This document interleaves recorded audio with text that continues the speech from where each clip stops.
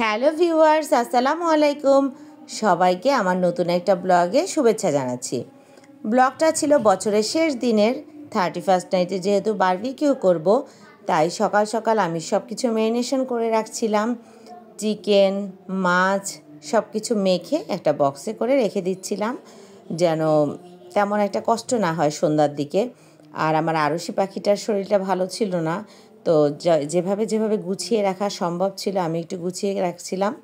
এটা দুপুর দিককার সময় সব সবজিগুলো কেটে নিয়েছি, সালাদ নিয়ে নিয়েছি কেটে।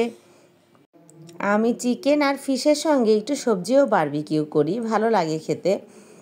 বাচ্চারা একটু দেখবে, ওরা যেইটুক খায় খাবে, বাট আমার ভালো লাগে। আর আমি যেহেতু কোনো খাবারই কোনো প্রকার মরিচ দেইনি, তো আমি একটু কাঁচা মরিচও নিয়েছি পোড়ানোর জন্য, কারণ আমার আরশি বুড়ি কোনো মরিচ খেতে পারে না।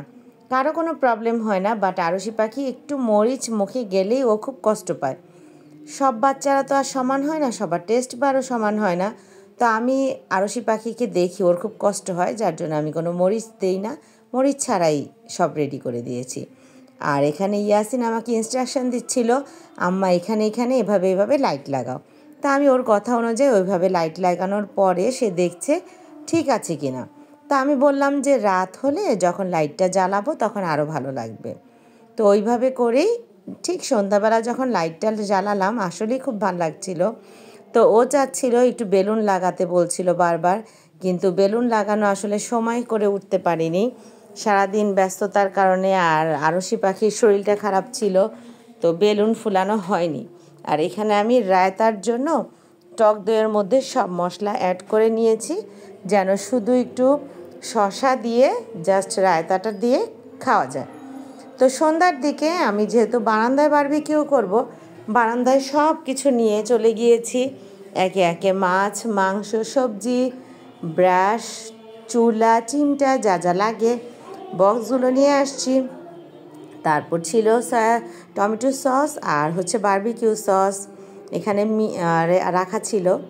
তারপর চলে গেলাম আমি কয়লা জ্বালানোর জন্য। কয়লার ব্যাগটা খোলার সঙ্গে সঙ্গে ইয়াসিন পাখি আসছে কয়লা ধরতে। যাই হোক, হেল্প করতে এসে তারও হাতে কয়লার কালি লেগে গেল। তা আমি কয়লাটা এভাবে চুলায় জ্বালিয়ে তারপর চুলার মধ্যে ঢেলে দেই। আমার কাছে এটা ইজি লাগে, আসলে এক একজনের এক এক রকম নিয়ম চুলা জ্বালানোর, তা আমার কাছে এটা মনে হয় যে ইজি।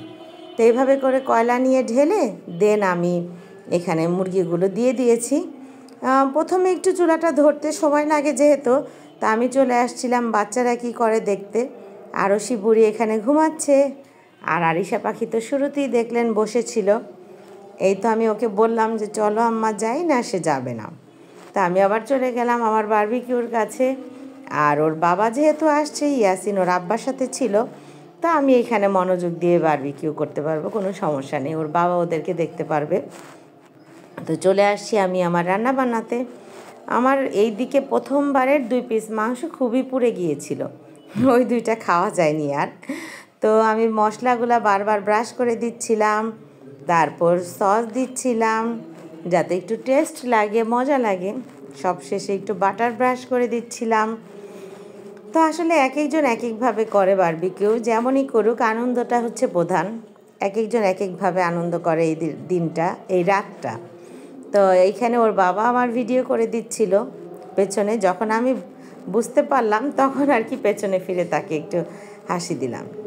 যাই হোক, আমাদের চিকেনটা অলমোস্ট ডান, আর আমি এক সাইডে সবজিগুলো দিয়ে দিচ্ছিলাম। এই জায়গাটা আমার এত ভালো লাগলো, এই সবজিগুলো যখন আমি চুলায় দিয়েছিলাম খুব ভালো লাগছে কালারগুলো দেখতে। তো এইখানে তো আমার সঙ্গী সাথীরা আছেই, আমি কি করছি দেখছে। আর এখানে একটা রিল বানানো হয়েছিল, অলরেডি সবাই দেখে ফেলেছেন। আমি একদিকে রান্না বান্না করেছি, আর একদিকে আমার বাচ্চাদেরকে আনন্দ দিয়েছি। তো সব শেষে মাছটা যখন পুরাবো দেখি যে ওর মাছের হ্যান্ডেলটা পাচ্ছিলাম না, যার জন্য একটু দড়ি দিয়ে বেঁধে দিয়েছি। তো হলেই হয়। যাই হোক, রান্নাটাই তো প্রধান বিষয় আর খাওয়াটা।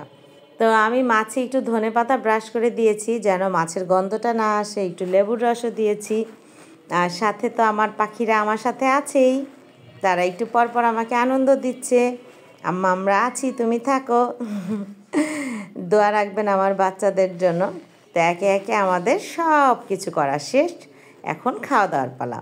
মাছ বারবিকিউ করার পরে এই খোলাটা না এত কষ্টকর, খুলতেই চায় না, একদম সব চিপকে আটকে থাকে তা নেটটার সাথে আর কি, স্ট্যান্ডটার সাথে। যাই হোক, আস্তে আস্তে তুলে নিচ্ছি, কারণ বাচ্চারা বারবার বলছিল আম্মা খুব ক্ষুধা লেগেছে, খাবার দাও। তো আমি একে একে টেবিলে সব খাবার নিয়ে আসছি। আমাদের সাথে অবশ্য এই সব খাবারের সাথে নান ছিল, নানটা বাইরে থেকে কিনে আনা হয়েছে, আর বানানো সম্ভব ছিল না বাসায়। তো এখন আমরা সবাই খাবো। আর আমার আরিশা বুড়ির জন্য ছিল বিরিয়ানি, কারণ আমার আরিশা পাখি তো আর নান খায় না, এই জন্য ওর জন্য ছিল বিরিয়ানি। খাওয়া দাওয়া শেষে, মানে খাওয়া দাওয়া বাচ্চাদেরটা শেষ হয়েছে, আমি বাবার খাবার দিতে যাচ্ছি। বাবার প্রেসক্রিপশন ওষুধ ছিল সাথে, ভাবলাম ওটাও সঙ্গে করে নিয়ে যাই। সব শেষে রাতে আতশবাজি দেখার পালা। যেহেতু 12টা 1 বেজে যাচ্ছে, আমরা সবাই ছাদে যাচ্ছিলাম তাড়াহুড়ো করে। ছাদে গিয়ে খুবই ভালো লেগেছিল আমাদের।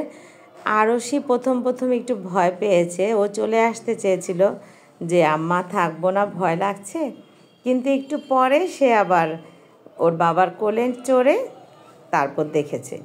আর আমাদের কাছে তারাবাতি আর ফানুস ছিল, ফানুস আমরা উড়াইনি, তো আমি তারাবাতি জ্বালিয়ে জ্বালিয়ে বাচ্চাদেরকে দেখাচ্ছিলাম। তো ওর বাবা একটু ফুটেজ নিয়েছিল। তো সব শেষে বাসায় ফেরার পালা। এভাবেই আমাদের 31st নাইটটা গেল। আপনাদেরটা কেমন গিয়েছে জানাবেন, আর সবাই আমাদের জন্য দোয়া রাখবেন। পরবর্তী ভিডিওতে আবারও দেখা হবে। আজ এ পর্যন্তই। আল্লাহ হাফেজ, আসসালামু আলাইকুম।